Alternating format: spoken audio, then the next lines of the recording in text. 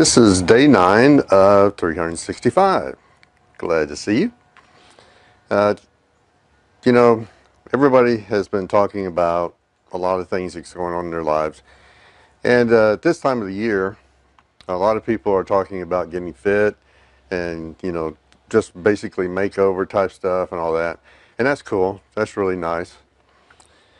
Uh, as an ex-military person, I basically was, that was a daily life thing for me. And we didn't worry about when we were going to do that, or if we had to change things, or we had to do this, we had to do that. What we had to do was stay fit all the time. We had to be mentally ready all the time. So it became a way of life, and it's really good to see that other people are trying to get into that type of mindset, which is great. The one thing that I wanted to talk about, though, is for joint ventures. Now, occasionally, a couple of people will find out that they have skills, and so one person will have some certain skills, and the other person will have other skills, and they find out that they like each other enough and respect each other enough to go into a joint venture system. There's several ways that you can do that, actually. One of the ways is to draw up a contract. Well, you always draw up a contract. But one of the ways that you do that is you draw up a contract, and it basically is joining two companies into a third entity.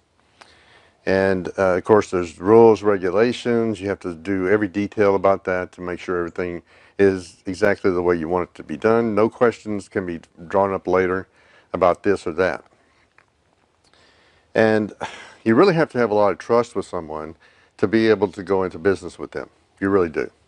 And when you're going on a thing like a mastermind, or you meet somebody for the first time, a lot of people can know right now when they would like to go into a joint venture with somebody. They just know it because they see a person, they like the way they act, they like the reality of them, and there's all kinds of reasons that they do that.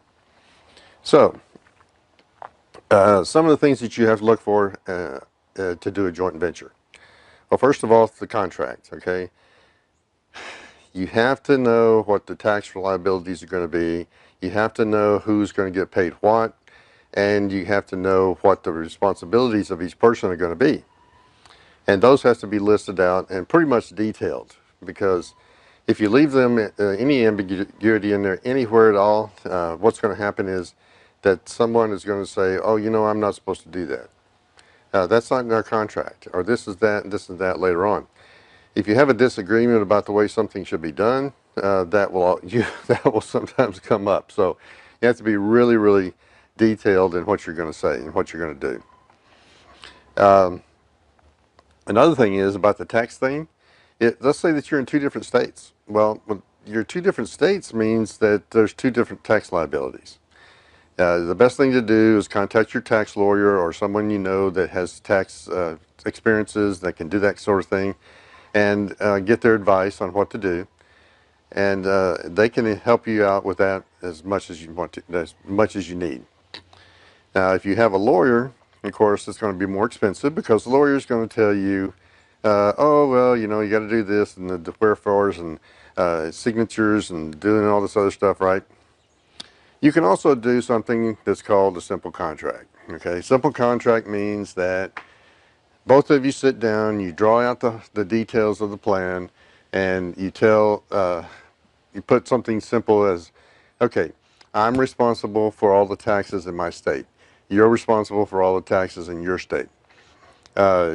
Which is, well, okay, that was a little bit too simplified. I'm responsible for my taxes. Any kind of money that I make out of the business, I'm responsible for those taxes, no matter where they come from. If you're from two different states and you do business in a state, that means you sometimes have a tax liability to that state.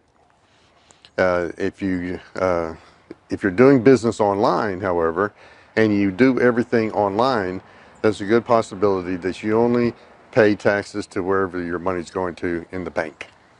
So something to look into, but a joint venture can be very nice, especially if you have two people that have different different capabilities and different knowledge, and they can make a business grow really, really fast. So that's something to look at. If you think that you're interested in a joint venture, contact your CPA or your lawyer, and they'll be more than happy to help you with the final details. But the main thing is about all that, if you're going into a joint venture with someone, you should like the person you're going to joint venture with. You really should. If it's somebody that you don't like and you just know that they have skills that you can use in your business, draw up a contract and hire them to do what you need to do for your company. Don't necessarily go into a joint venture, but just draw up a contract. Say, hey, this is what I would like for you to do for my company, and draw up the details of the contract. Send it to them. Say, hey, look, here's what I'd like for you to do. And if they say yes, then they became a subcontractor. They don't have to be in a joint venture with you, but they get paid for whatever they do, right? So there you go. Now, joint venture means you split profit, and that's okay. As long as you know what you're doing and who you're doing it with, you should be okay.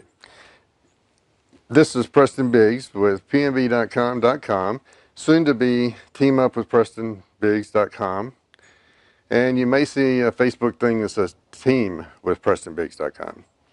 Kind of working on that one too. Anyway, I hope you have a great day.